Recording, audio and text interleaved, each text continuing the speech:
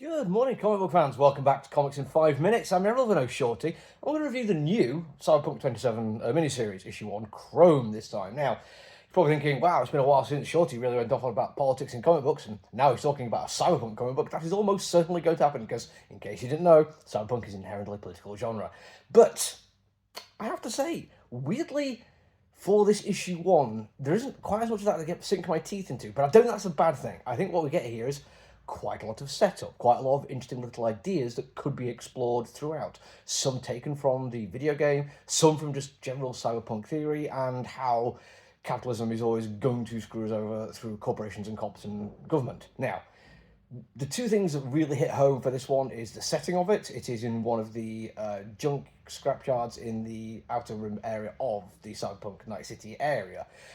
This is a fantastic place to set this story. It means, although we do not have the really nice, dirty chrome, dirty neon glow you get within Night City, you still get really good garish colours. And I have to give credit to colouring here. I think it's Rigo Renzi, I think, in the colours this one. Brilliant choices throughout. The colour of the sky on its own it just fascinates me. How there is little gradients of colour depending on the angle we're seeing it from. The lack of stars in the sky because of the city glow. There's just so many nice little things like that once you see them, once you notice them, you kind of fall into and just find yourself absolutely admiring them. One of the aspects of the story is somebody using different chemicals to basically graffiti a logo and then set it on fire so the different chemicals will burn with different colours. And how that's done, it's just, again, really solid idea and executed brilliantly. Absolutely love it. The fact that it is in the outskirts as well does remind me of one of my favourite little bits of very small but quite significant world building moments from Cyberpunk, which is whenever you're in these kind of areas, you will hear a tannoy constantly on repeat telling you that even though this stuff is trash that has been thrown out of the city, it is still the property of Night City and you can't have it. It is theft if you do. And it's a really nice, just subtle way of reminding people that this is not a way for you. It's not like they care that you're stealing it and taking profit from what they can profit from this trash, although that will certainly play into it. The main reason is they don't want anyone thinking that they can find a way to exist off the grid or away from the system that's already set up in place in Night City. The fact that these kids have come out to do a music promo here, I feel is just a nice little touch to be like, we're trying to do something different.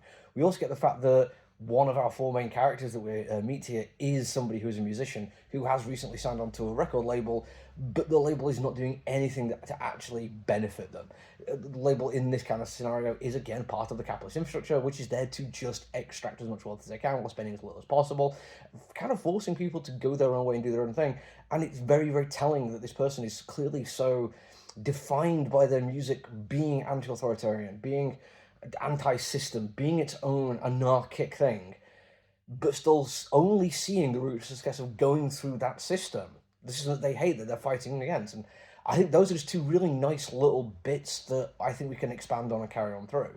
What the story does do, really effectively in this first issue, is character building. Because like I said, we've got four main characters. We've got four people who are out in their car, going into the wilds. And without much time spent on them, we get a genuinely good sense of who they are, their motivations, their relationships to each other.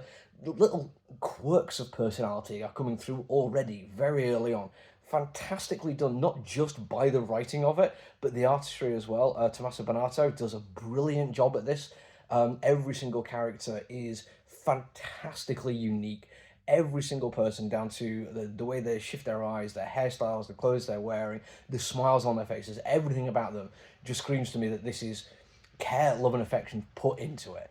And then we have the writing, and yes, it is brilliant. Doug Wagner does a really, really good job here. The dialogue between the characters is fantastic. There are times it is brilliantly sharp, but there's also times where it feels more down to earth and realistic. People do not speak in real life like they're reading off scripts. They talk to each other and they kind of interrupt a little bit and they give each other crap.